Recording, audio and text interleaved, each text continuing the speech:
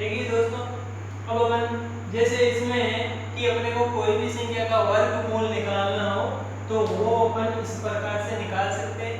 तो देखो इसमें जो ये नियम लिखा हुआ है, 1 से 2500 तक संख्या का वर्गमूल निकालना हो, 2500 से 5600 तक निकालना हो, या 5600 से 10000 तक निकालना हो, या 10000 से 15600 तक निकालना हो, तो वो अपन इस प्रकार निकालेंगे कि जब संख्या 1 से 2500 तक हो तो 50 माइनस x करेंगे, और इस प्रकार होगी तो 50 प्लस x करेंगे, और इस रेंज के बीच होगी तो 100 माइनस x से 16 करेंगे।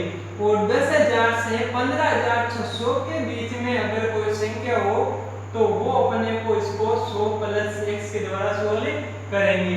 पर ये नियम तभी लगेगा जब वो संख्या पूर्ण वर्ग हो। अगर पूर्ण वर्ग संख्या होएगी उसी पर ये नियम लागू होएगा।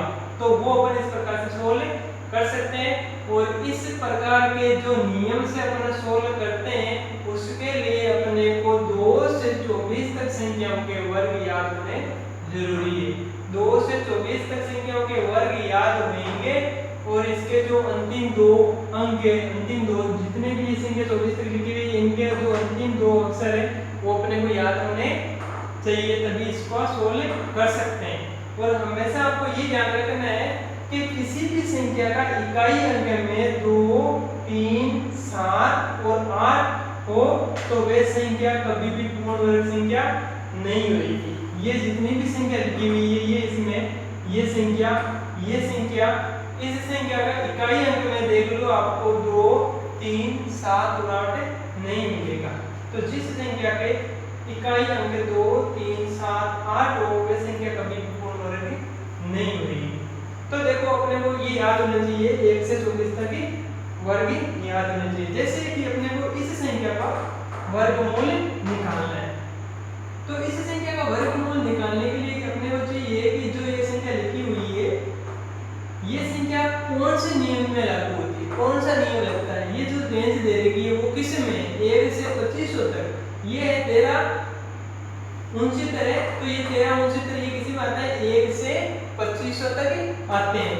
तो इसको सॉल्व करने के लिए 1 से 2500 तक जो संख्या आती है वो 50 माइनस 1 से होती है। तो 50 माइनस तो कर देंगे।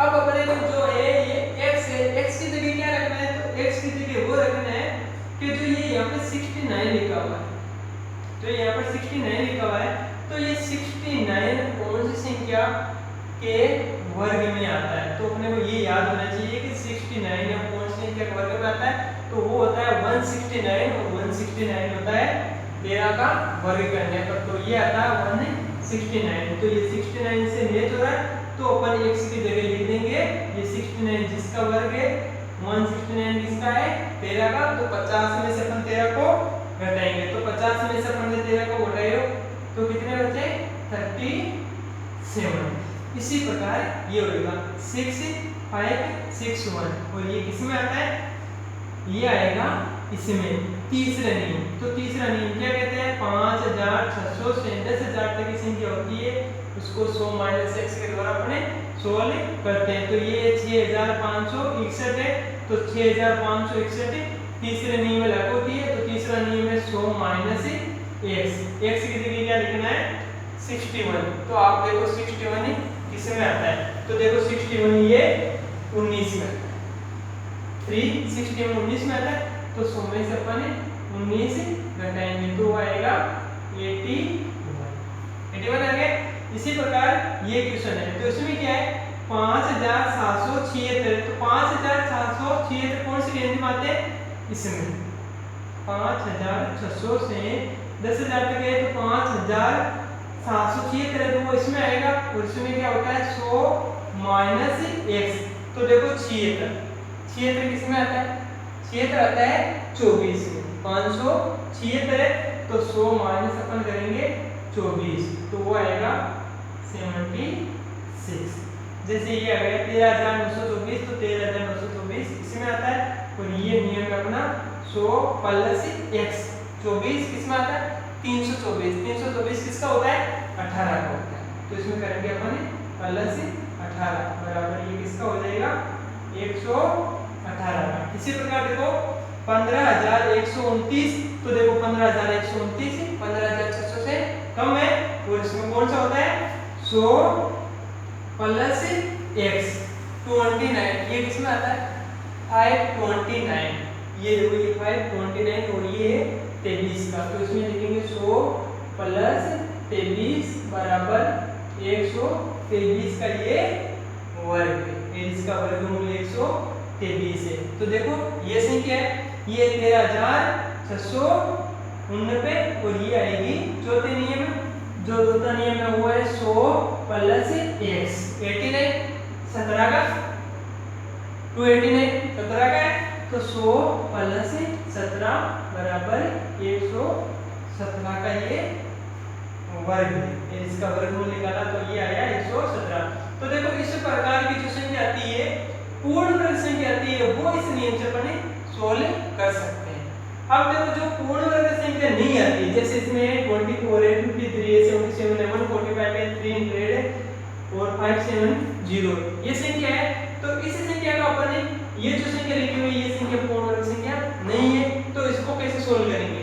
तो देखो जो 24 आ रहा है, तो अपने को देखना है कि जो 24 आ रहा है 24 के एक आगे बड़ी संख्या पूर्ण वर्ग संख्या और इससे एक कम पूर्ण वर्ग संख्या कौन सी होती है। तो देखो 24 से पूर्ण वर्ग छोटी जो पूर्ण वर्ग संख्या वो कौन सी है 16 है, और इससे बड़ी कौन सी आती है 25 आती है। तो अपने को ये देखना है कि जो 24 है वो किसके बीच में आ रहा है 16 और 25 के बीच में आ रहा है, तो देखेंगे कि जो 16 है उसका कितना होता है वर्गमूल 4 होता है, और 25 होता है उसका कितना होता है 5 होता है, तो जो 24 आएगा उसका मान आएगा 4 से बड़ा और 5 से छोटा। अब देखेंगे जो इनके बीच का गैप कितना है, वो अपने को 10वें हिस्से में उसको बांटना है, और 10वें हिस्से में बांटने के बाद में पता चलेगा कि ये संख्या किसके नजदीक है। तो ये जो 24 है वो इसके 25 के नजदीक है, तो इसका जो मान आएगा वो इसके पास में आएगा, 5 से कम आएगा, वो 1 कम आएगा, तो इसका मान आएगा 4.9।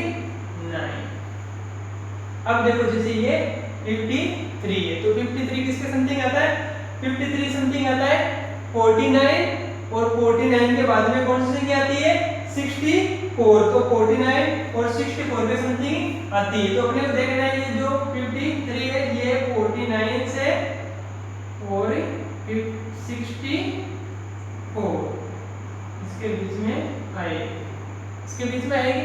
तो अपने को देखना है कि जो 49 वो किसका होता है 7 का, और ये 64 होता है उसका होता है 8 का, तो इसका जो मान आएगा वो 7 और 8 के बीच में आएगा, और कहां पर आएगा तो वो अपने को देखना है कि जो इसका बीच का गैप है उसको 10वें हिस्से में बांटेंगे, और 10वें हिस्से में बांटने के बाद में पता चलेगा जो 53 आ रहा है वो इससे कितना अधिक आ रहा है। तो देखो 53 इससे कितना अधिक आ रहा है, उससे अपने को पता लगता है कि जो इसका मान आ रहा है वो आ रहा है 7.3 के समथिंग इसका मान आ रहा है। अब देखो जो 77 है तो 77 किसका समथिंग आता है 64 8 का और 9 का 81, 64 और 81 के बीच में आ रहा है। तो 64 किसका होता है 8 का होता है, 8 से बड़ा आएगा और 9 से छोटा आएगा। तो देखो इसका जो मान आएगा वो आएगा, इसमें कितने बच रहे ये 7 10 17 आ रहा है इसका बीच का गैप, तो इसको 10वें हिस्से में बांट के देखेंगे कि इसका जो 77 है वो किसके समथिंग आ रहा है। तो जो 77 है वो आएगा लगभग 8.8 के समथिंग है। अब देखते हैं कि जो 145 है, तो 145 तो आपको पता है कि 144 12 का होता है और 169 13 का होता है। तो देखो जो 144 है किसका है 12 से बड़ी और 13 से छोटी है, तो इसमें सीधा सीधा यही है कि इसे ये एक बड़ी संख्या है, तो इसका मान 12.1 के समथिंग इसका मान आएगा। ये है 300, तो 300 किसका मान होता है, अपने को ये याद होना चाहिए कि जो 300 है वो किस किस के बीच में आता है। तो देखो 300, 289 और 324, 289 और 324। अपने को ये देखना है कि जो 289 है वो किसका आ रहा है और जो 324 है वो किसका है। तो 289 है वो आ रहा है 17 और ये आ रहा है 18। फिर इसको 1500 ऐसे में बांट के देखेंगे तो इसका जो मान आएगा वो आएगा 17.3 के समथिंग। अब देखो जो 570 है तो 570